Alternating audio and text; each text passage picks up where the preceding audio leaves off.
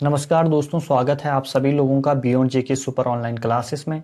और अभी के इस लेक्चर में हम आधुनिक इतिहास को समझने का प्रयास करेंगे और इसके अंतर्गत हम 1905 से लेकर और 1918 तक की सभी घटनाओं का हम वर्णन करेंगे। सबसे पहले हम इसके अंतर्गत आज दो चीज पढ़ने वाले हैं, एक है बंगाल विभाजन और दूसरा है राष्ट्रवाद का विकास। तो आज से लेकर 1918 तक की सभी घटनाओं का हम वर्णन करेंगे। वैसे तो कई वर्षों से देश में राष्ट्रवाद का विकास होता आ रहा था, परंतु 1905 के बंगाल विभाजन विरोधी आंदोलन में ये अभिव्यक्त भी हो गया। आगे बढ़ने से पहले बंगाल विभाजन को थोड़ा सा हम लोग समझ लेते हैं कि बंगाल विभाजन क्या था। 20 जुलाई 1905 को तत्कालीन जो गवर्नर रहते हैं यानी कि वाइसराय होते हैं लॉर्ड कर्जन, वो एक फरमान जारी करते हैं जिसमें वो बोलते हैं कि बंगाल को दो भागों में विभाजित किया जाएगा। पहले भाग में पूर्वी बंगाल और आसाम थे, जहां की आबादी लगभग 3 करोड़ रहती है, जबकि दूसरे भाग में बाकी का बंगाल था, जहां की कुल आबादी लगभग 5.5 करोड़ थी। विभाजन के पीछे कर्जन का यह तर्क था कि उन लोगों को शासन और प्रशासन करने में वहां पे काफी दिक्कत होती है, असहजता होती है, इसलिए उन लोगों ने उसे दो भागों में बांट रहे हैं। भी समझने योग्य थी कि जिन भी अधिकारियों ने इस कानून को अमली जामा पहनाया था, उनका एक उद्देश्य यह था कि वो बंगाल का विभाजन करके जो राष्ट्रवाद का जो विकास हो रहा था बंगाल में, उसके प्रचार और प्रसार पर वो ब्रेक लगाना चाहते थे। उसके अलावा तत्कालीन जो भारत के गृह सचिव रिशले रहते हैं, वो 6 दिसंबर 1904 को एक आधिकारिक पत्र लिखते हैं। उसके कुछ अंश मैं आपको बताता हूं कि उस पत्र में वो क्या लिखते हैं, उससे भी हम समझने की कोशिश करते हैं। वो उस पत्र में कहते हैं कि एकजुट बंगाल अपने आप में एक विराट शक्ति है और बंगाल को और विभाजित हो तो सभी दिशाएं अलग अलग होगी। यानी कि वो कहते हैं कि जो बंगाल है अगर वो एकजुट रहा तो अपने आप में एक विराट शक्ति है, परंतु अगर हम उसे बंगाल को और विभाजित करते हैं और तो उसकी सभी दिशाएं जो होंगी वो अलग अलग होंगी। यही बात कांग्रेस के नेता भी महसूस करते हैं। उनकी आकांक्षाएं पूरी तरह से सही है और इस योजना का महत्व इसी में है। हमारा एक उद्देश्य हमारे शासन के विरोधियों को तोड़ना और इस प्रकार उन्हें कमजोर करना है।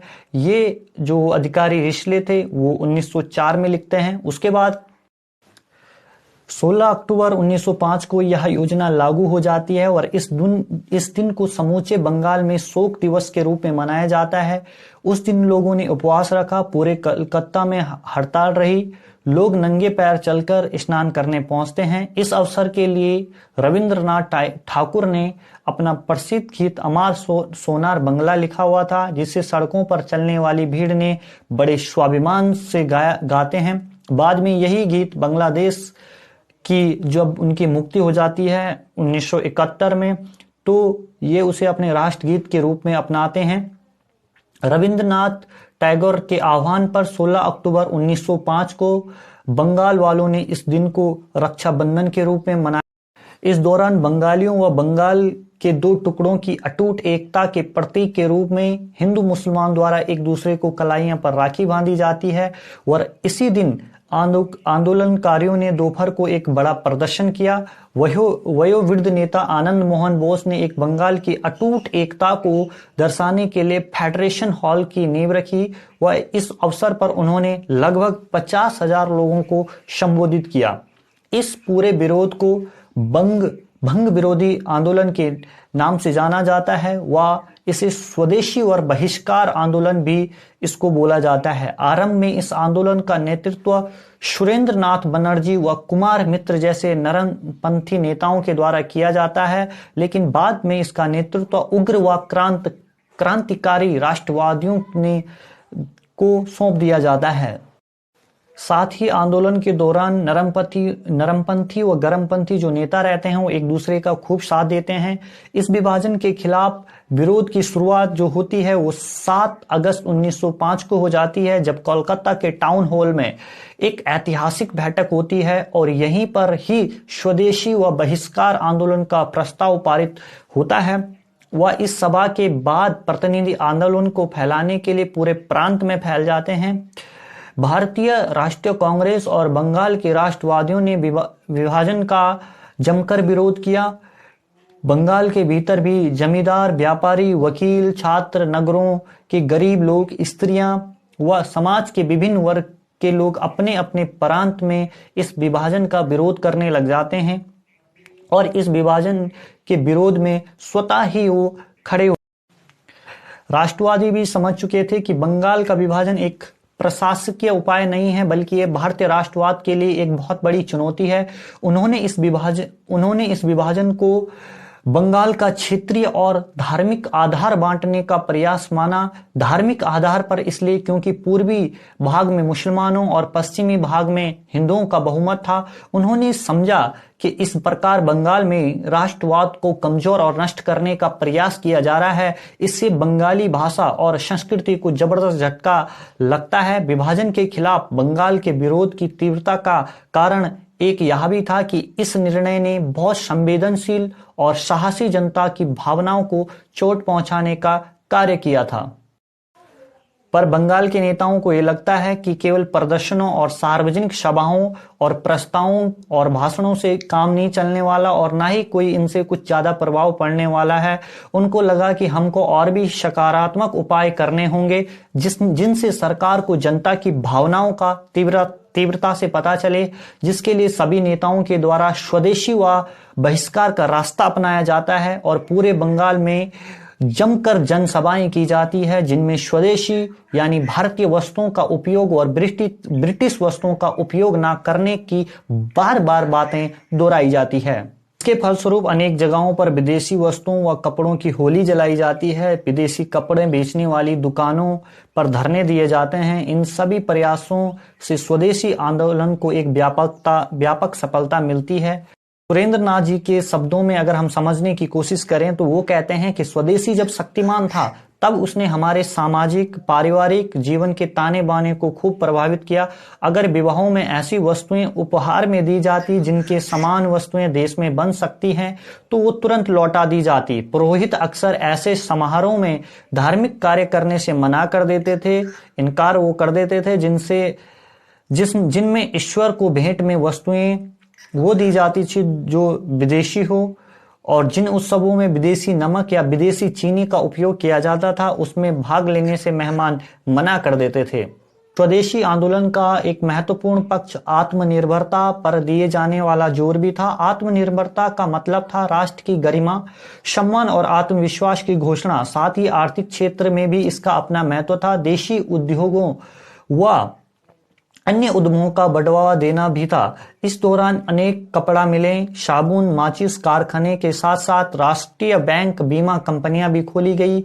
आचार्य पीसी राय द्वारा प्रसिद्ध बंगाल केमिकल स्वदेशी स्टोर की स्थापना की जाती है। महान कवि रविंद्रनाथ ठाकुर ने भी एक स्वदेशी स्टोर को खुलवाने में सहायता प्रदान की थी। उस दौरान रविंद्रनाथ ठाकुर, सैयद अबू मोहम्मद और मुकुंद दास जी द्वारा गीत लिखे गए जो आज भी बंगाल की गलियां चौबारों में खूब गाए जाते हैं और गुनगुनाए जाते हैं।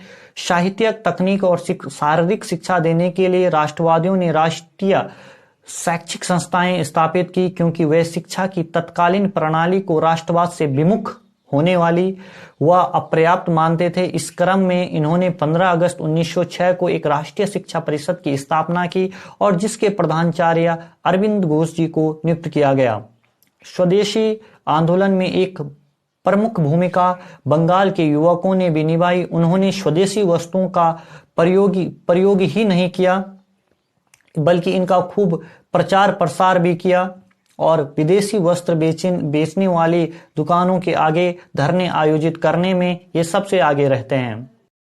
सरकार ने छात्रों को दबाने के हर संभव प्रयास करते हैं। जिन स्कूलों और कॉलेज के छात्र स्वदेशी आंदोलन में भूमिका निभाते हुए देखा जाता है उन्हें तुरंत दंडित किया जाता है, उनसे प्राप्त सहायता और विशेषाधिकार छीन लिए जाते हैं, उन्हें विश्वविद्यालय से निलंबित किया जाता है, उन पर तरह तरह के जुर्माना लगाकर उन्हें प्रताड़ित किया जाता है। पुलिस लाठी डंडों के सहारे इनकी आवाज को दबाने की बहुत कोशिश करती है, पर इनके सब के बावजूद भी छात्रों को झुकने का कोई भी इरादा मन में नहीं आता है, वह आंदोलन में अपनी जो भागीदारी है उसे लगातार निभाते रहते हैं। स्वदेशी आंदोलनों में महिलाओं ने भी पुरुषों से कंधा मिलाकर साथ दिया और अपनी भूमिका निभाई। सदियों से घरों में कैद महिलाएं जुलूसों व धरनों में सबसे आगे रही।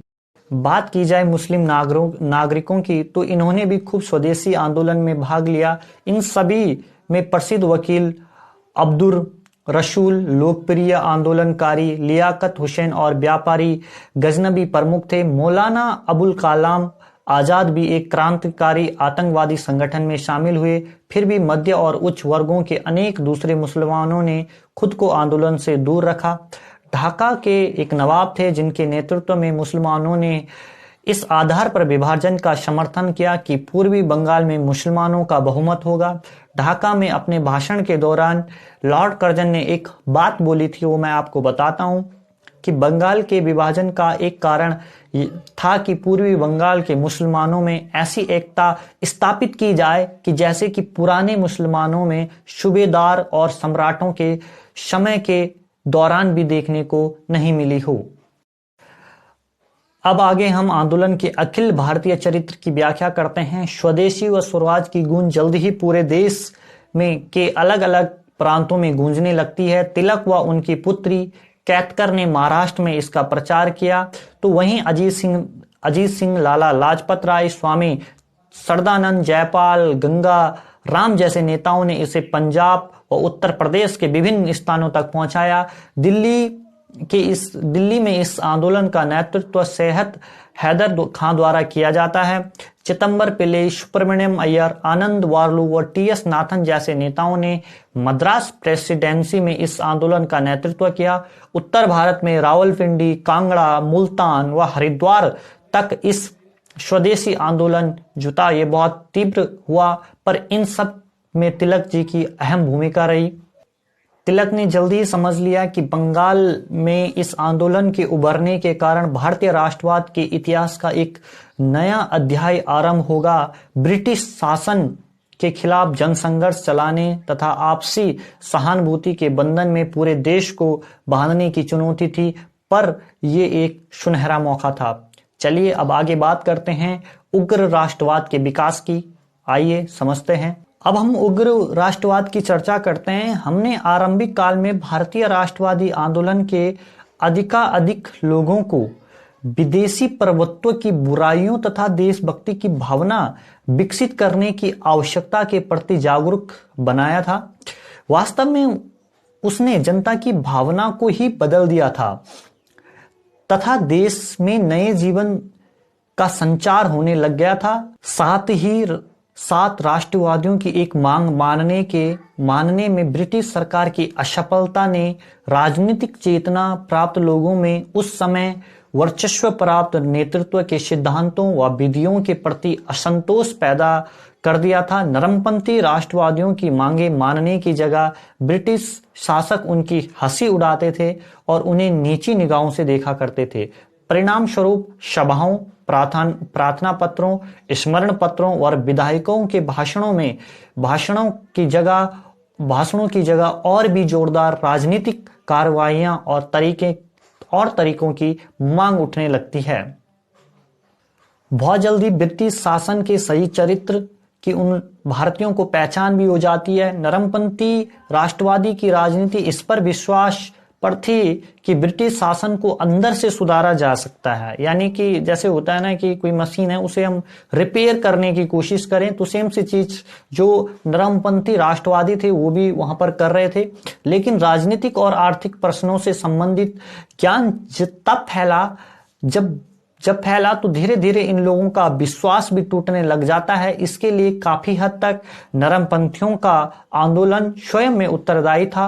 राष्ट्रवादी लेखकों और आंदोलनकारियों ने जनता की निर्धनता का दोषी अंग्रेज शासन को ठहराया। राजनीतिक रूप से चेतन भारतीयों को विश्वास था कि ब्रिटिश शासन का उद्देश्य भारत का आर्थिक शोषण करना है। यानी कि जो उस टाइम के पढ़े लिखे लोग थे, बुद्धिमान जो वर्ग था, उन लोगों को कहीं ना कहीं ये अंदेशा था कि ये लोग भारत को सुधारने के लिए नहीं आए हैं, बल्कि ये भारत का आर्थिक शोषण करने के लिए यहाँ पर आए हैं, अर्थात भारत की संपत्ति से इंग्लैंड को इनका समृद्ध बनाना प्रमुख लक्ष्य है। उन्हें महसूस हुआ कि जब तक भारतीयों द्वारा नियंत्रित और संचालित कोई सरकार ब्रिटिश साम्राज्यवाद का जगह नहीं ले लेती है तो तब तक भारत आर्थिक क्षेत्र में कुछ भी प्रगति नहीं कर सकता है। उन्हें खासकर यह भी देखा कि भारत के लोग तब तक फल फूल नहीं सकते जब तक कि उनको सुरक्षा और प्रोत्साहन देने वाली कोई भारतीय सरकार ना हो। भारत में 1896 से लेकर और 1900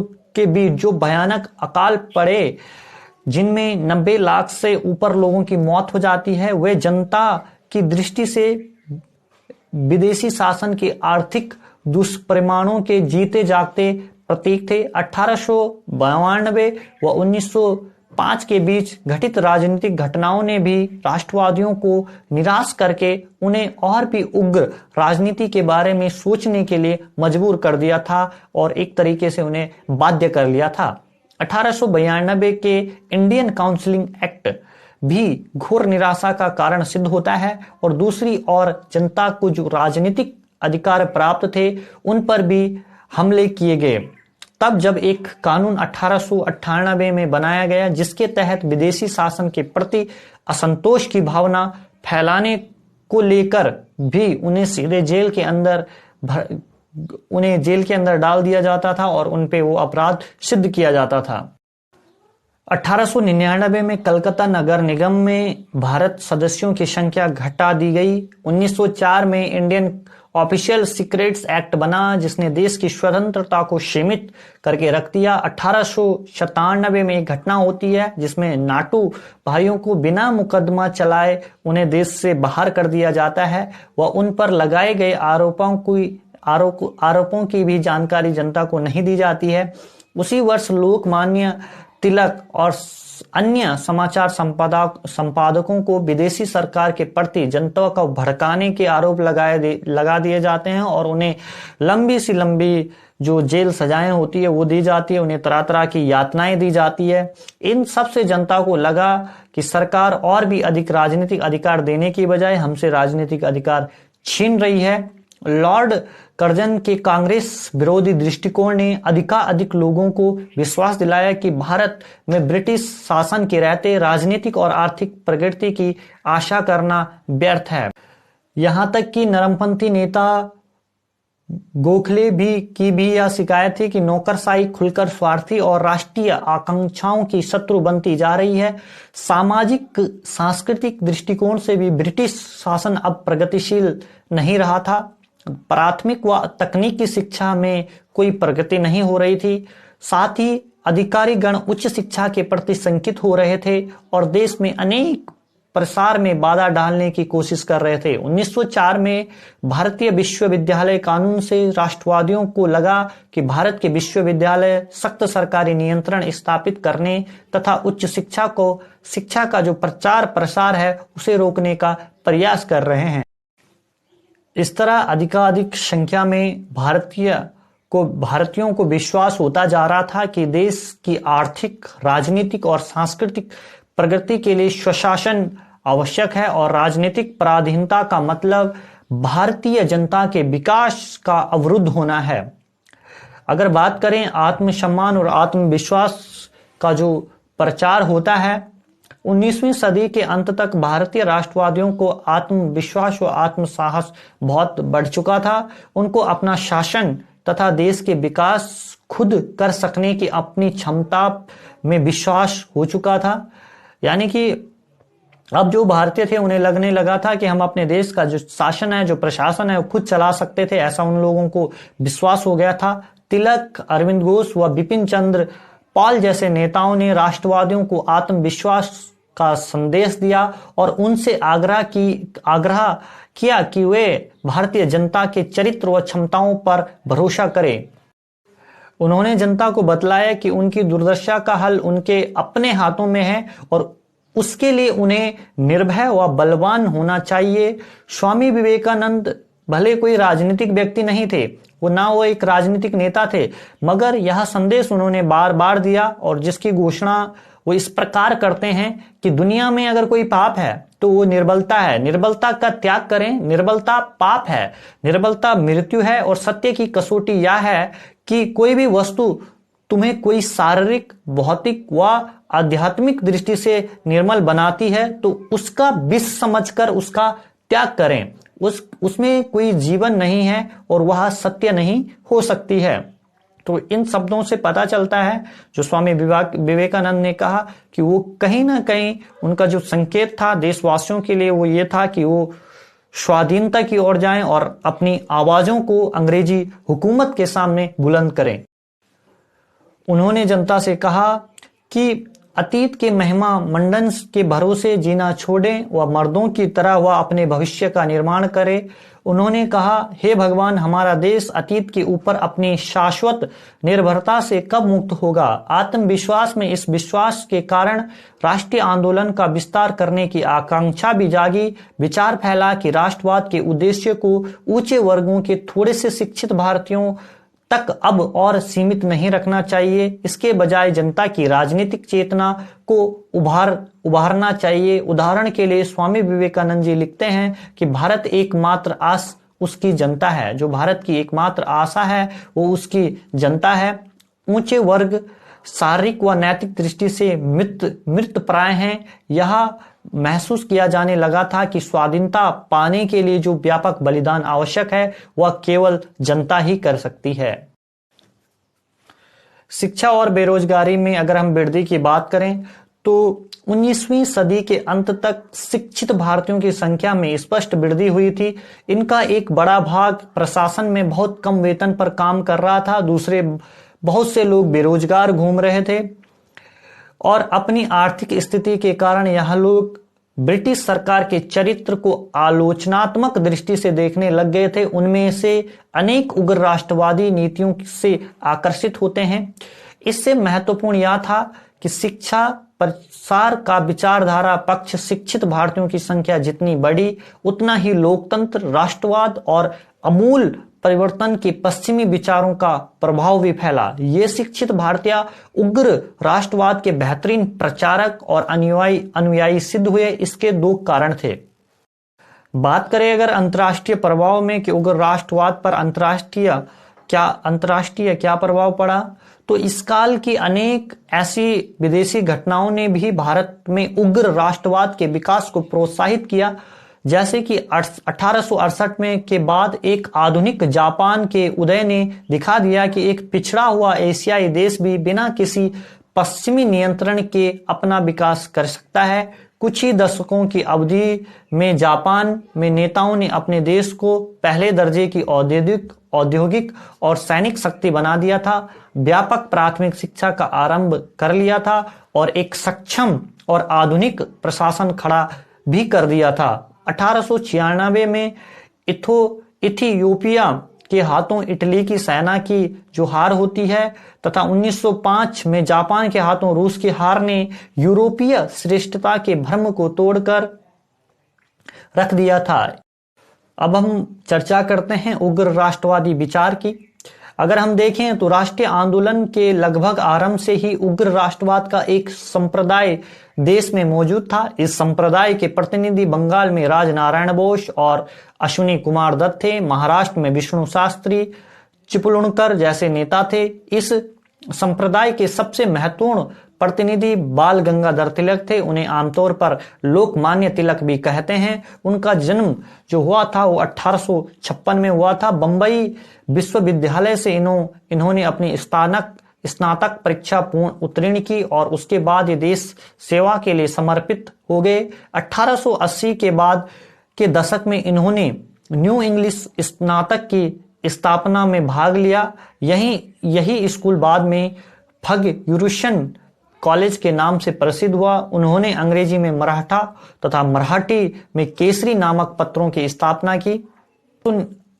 1889 में से वो केसरी का संपादन करने लगे। इस पत्र के पृष्ठों में वे राष्ट्रवाद का खूब प्रचार करने लगे। उन्होंने जनता को भारत की स्वाधीनता के लिए साहसी, स्वावलंबी और निस्वार्थ योद्धा होने का पाठ पढ़ाया। 1893 में उन्होंने एक परंपरागत धार्मिक उत्सव गणपति उत्सव का उपयोग गीतों और भाषणों के द्वारा राष्ट्रवादी विचारों के प्रचार प्रसार के लिए किया। 1895 में उन्होंने शिवाजी उत्सव का आयोजन आरंभ किया। इसका उद्देश्य महाराष्ट्रीय जो युवक थे वो आगे आकर शिवाजी का अनुकरण करें और उनके अंदर राष्ट्रवाद की भावना पैदा हो। 1896 से 1897 में उन्होंने महाराष्ट्र में कर ना चुकाने का अभियान चलाया।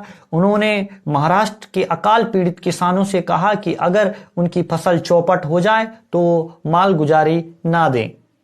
जब सरकार के खिलाफ घृणा व असंतोष भड़काने के आरोप में अधिकारियों ने उन्हें 1897 में गिरफ्तार किया तो उन्होंने दिलेरी व बलिदान का शानदार उदाहरण सामने रखा और उन्होंने सरकार से क्षमा मांगने की बजाय इनकार कर दिया और जिस पर उन्हें 18 महीनों की कड़ी कैद की सजा होती है। इस तरह वो आत्म बलिदान की एक नई राष्ट्रीय भावना के जीते जागते प्रतीक हमारे देश में बन जाते हैं। 20वीं सदी के उग्र राष्ट्रवादी संप्रदाय को एक अनुकूल राजनीतिक वातावरण प्राप्त होता है। अब इसके समर्थक भी राष्ट्रीय आंदोलन के दूसरे चरण के नेतृत्व के लिए आगे बढ़े। तिलक के अलावा उग्र राष्ट्रवाद के दूसरे महत्वपूर्ण नेता बिपिन चंद्र पाल, अरविंद घोष व लाला लाजपत राय थे। उग्र राष्ट्रवादियों के कार्यक्रम के विशिष्ट राजनीतिक पहलू इस प्रकार थे। उनका मत था कि भारतीयों को मुक्ति स्वयं अपने प्रयासों से प्राप्त करनी होगी तथा उन्हें अपने पतित स्थिति से उभरने के प्रयत्न करने होंगे। उन्होंने घोषणा की कि इस कार्य के लिए बड़े से बड़े बलिदान करने होंगे, तकलीफें सहनी होगी। उनकी भाषण, लेख, राजनीतिक कार्य दिलेरी व आत्मविश्वास से भरपूर होते थे। अगर बात करें हम प्रशिक्षित नेतृत्व के बारे में तो 1905 तक भारत में ऐसे अनेक नेता थे जो राजनीतिक आंदोलन के मार्गदर्शन तथा राजनीतिक संघर्षों के नेतृत्व संबंधी बहुमूल्य अनुभव प्राप्त कर चुके थे और राजनीतिक कार्यकर्ताओं की एक प्रशिक्षित टुकड़ी के बिना राष्ट्रीय आंदोलन को एक उच्चतर राजनीतिक स्तर तक ले जाना बहुत कठिन होता है। तो इस तरीके से दोस्तों हमने आज बंगाल विभाजन और उग्र राष्ट्रवाद के विकास के बारे में पढ़ा और ये वीडियोस लगभग 7 या 8 दिन बाद मैं आप लोगों के बीच रखते रहूंगा, जो भी ये आधुनिक इतिहास से रिलेटेड चीजें हैं। तो तब तक टाटा, बाय बाय। और मेरा आप लोगों से हमेशा की तरह एक ही अनुरोध है कि आप चैनल को ज़्यादा से ज़्यादा शेयर कीजिए, लाइक कीजिए और चैनल को हमारे सब्सक्राइब कीजिए। बाकी थैंक यू सो मच। मिलते हैं आप सभी लोगों को नेक्स्ट वीडियो में। बाकी जय हो।